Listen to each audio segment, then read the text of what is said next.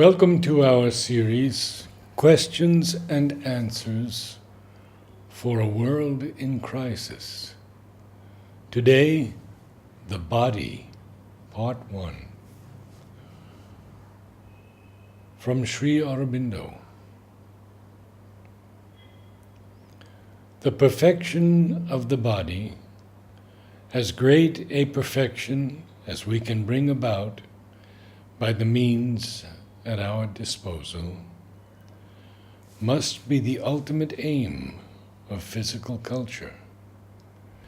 Perfection is the true aim of all culture, the spiritual and the psychic, the mental, the vital, and it must be the aim of our physical culture also, if our seeking is for a total perfection of the being. The physical part of it cannot be left aside. For the body is the material basis. The body is the instrument which we have to use. Sariram kalu dharma saranam, says the old Sanskrit adage. The body is the means of fulfillment of dharma. And dharma means every ideal which we can propose to ourselves, and the law of its working out and its action. A total perfection is the ultimate aim which we have set before us. For our ideal is the divine life, which we wish to create here, the life of the Spirit fulfilled on earth, life accomplishing its own spiritual transformation, even here on earth in the conditions of the material universe. That cannot be unless the body too undergoes a transformation, unless its action and functioning attain to a supreme capacity and the perfection which is possible to it, or which can be made possible. I have already indicated in a previous message a relative perfection of the physical consciousness in the body and of the mind, the life, the character which it houses, as no less than an awakening and development of the body's own native capacities, a desirable outcome of the exercises and practices of the physical culture to which we have commenced to give in this ashram a special attention and scope. A development of the physical consciousness must always be a considerable part of our aim. But for that, the right development of the body itself is an essential element. Health, strength, fitness are the first needs. But the physical frame itself must be the best possible. A divine life in a material world implies necessarily a union of the two ends of existence, the spiritual summit and the material base. The body itself must reach a perfection in all that it is and does, which now we can hardly conceive.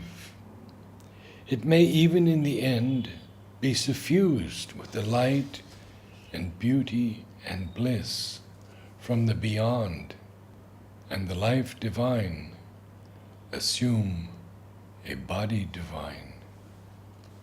In the past, the body has been regarded by spiritual seekers rather as an obstacle, as something to be overcome and discarded, than as an instrument of spiritual perfection. and a field of the spiritual change. It has been condemned as a grossness of matter, as an insuperable impediment, and the limitations of the body as something unchangeable, making transformation impossible. This is because the human body, even at its best, seems only to be driven by an energy of life which has its own limits and is debased in its smaller physical activities by much that is petty or coarse or evil. The body in itself is burdened with the inertia and inconscience of matter, only partly awake, and although quickened and animated by a nervous activity, subconscient in the fundamental action of its constituent cells and tissues and their secret workings. Even in its fullest strength and force and greatest glory of beauty, it is still a flower of the material inconscience. The inconscient is the soil from which it has grown, and at every point opposes a narrow boundary to the extension of its powers and to any effort of radical self-exceeding. But if a divine life is possible on earth, then this self-exceeding must also be possible. It is quite true that the surrender and the consequent transformation of the whole being is the aim of the yoga. The body is not excluded, but at the same time, this part of the endeavor is the most difficult and doubtful. The rest, though not facile, is comparatively less difficult to accomplish. One must start with an inner control of the consciousness over the body, a power to make it obey more and more the will or the force transmitted to it. In the end, as a higher and higher force descends, and the plasticity of the body increases, the transformation becomes possible. It is absolutely idle to think of transforming the body when other things that are so much easier to do, though of course none is easy, are not done. The inner must change before the outermost can follow.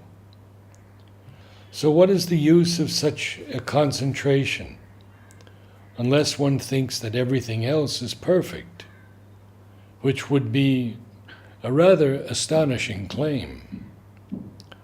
What has to be done with the body at first is to make it open to the force, so as to receive strength against illness and fatigue.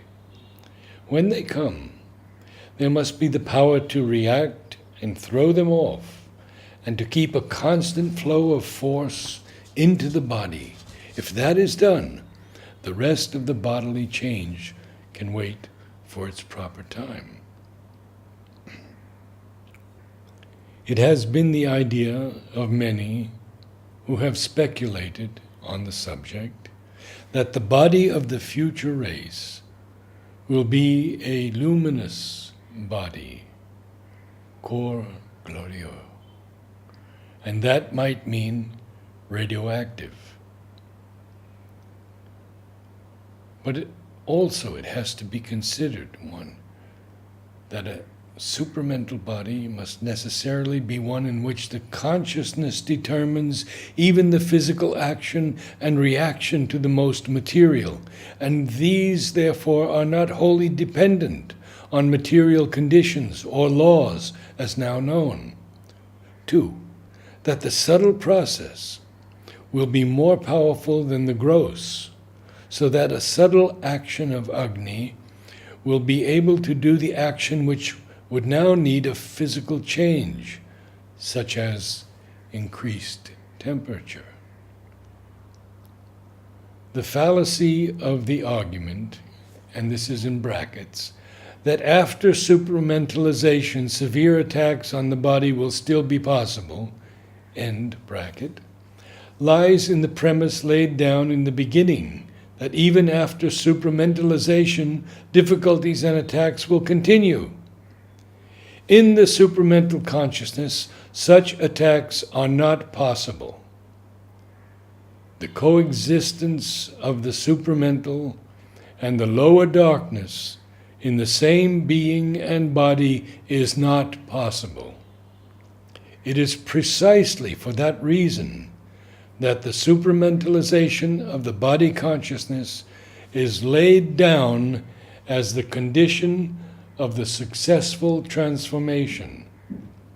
If attacks continue and can come in successfully, it means that the body consciousness is not yet supramentalized.